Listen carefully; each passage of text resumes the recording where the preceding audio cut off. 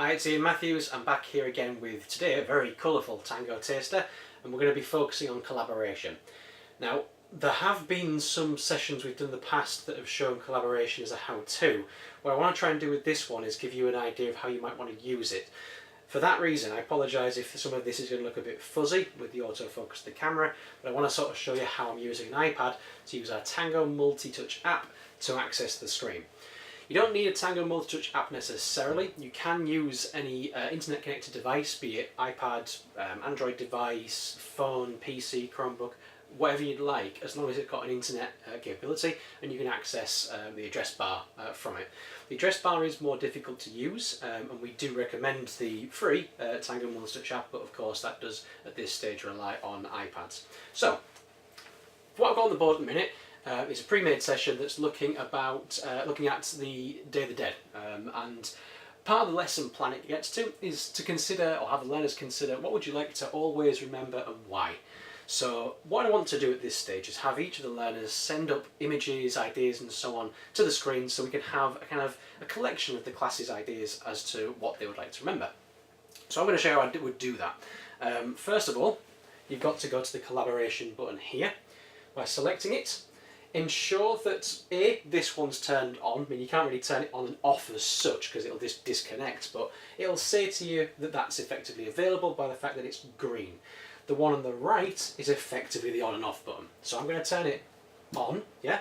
That's now going to allow this licensed Tango to access different mobile devices. And to do that, I'm going to go to the Tango Multitouch app, which if I can get my fingers in the right order, I'll show you what that is. So on my screen here, I've got a Tango Multitouch app, and it's going to allow me to access that you might be able to work out there, a use QR, existing connection, and a standalone.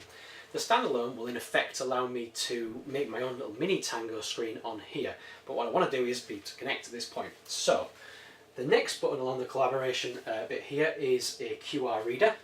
I'm going to have my iPad use a QR reader there. It's going to then see it, hopefully, if I come just a bit off camera. It's going to go, great, what's your name and what's the PIN code you can see here. So I'm going to put in my name, Ian, and the PIN code here. It's a kind of two-stage safety process. The first one has to be that you are on the same internet network, so you have to be on the same IP address effectively, be that school, school-wide, let's say, to be able to even see this screen. Then you're going to have to be in the classroom itself to be able to access the code. So I'm going to type in the code being, in this case, 5476.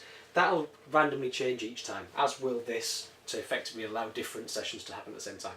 I'm going to press the big connect button, and then everything that's going to happen here is then going to be mirrored on here. You might be able to work it out. I apologise if it's looking a bit blurry, however. So if I were to go back and forth between pages, effectively that will happen here as well. It's going to go white in the middle, it's going to go back again. It's always going to have the same stuff going on. You've also got access to a media and a disconnect, and a camera. If I press the camera, it's going to take whatever's on the screen and save a copy of it to my device. It's going to stick it in the camera rolls in this instance. So if there was a PowerPoint being shown or a lot of work that you're doing as a class that you want individual learners to take their own notes from, they'd be snapping that away and be able to annotate their own stuff. But in this case, I want to send stuff up to the screen. So I'm going to go to media. It's going to produce my own little area here, from which I'm going to go to my camera roll. It's got all the different things I've taken photos of or taken screen grabs of and so on. And what I'd like to remember is I had a really nice holiday a couple of years ago in the south of Wales where I went climbing. So I'm going to bring that into the media space. I'm going to open it up and it's going to say, okay, well, do you want to do anything to it? I could write on it, I could annotate it and stuff in my own space here, but I don't want to do that just yet. What I want to do is simply press the little paper aeroplane button, and by doing that, it's going to throw this image, saying your image has been sent to Tango, to this board. At the top left, you can see that my image has now reached the screen. Okay. What it will also do, it will send that image with a name.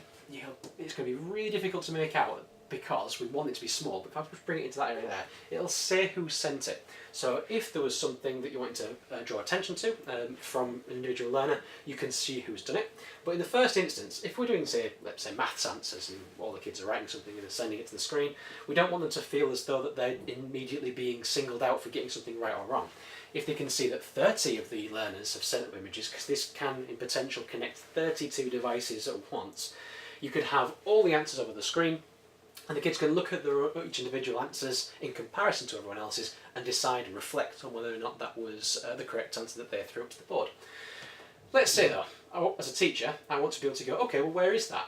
You've not written on there where it is. So if you can just quickly write for me where it is, and I'll just note it down for you as well so you know what it is.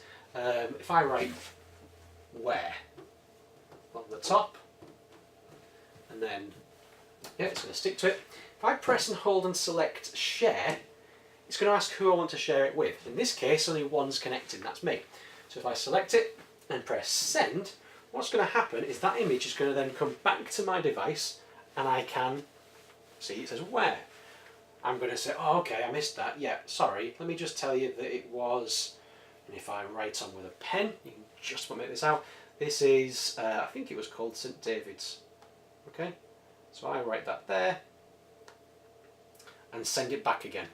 And by doing so, it'll populate at the top again, and I've then got that collaboration, not just as a way of just chucking stuff down to the board, but as a sort of tit-for-tat ideas sharing between staff and learners. It's a really effective way to be able to assess formatively what's going on in the classroom and give the learners some agency over what's actually appearing on the board. It's one of the easiest for me ways to be able to say that the learners have demonstrated a sense of intrinsic engagement. There's a motivation behind what they're doing. And I hope that's been interesting, because we'd love to see some of your ideas as well.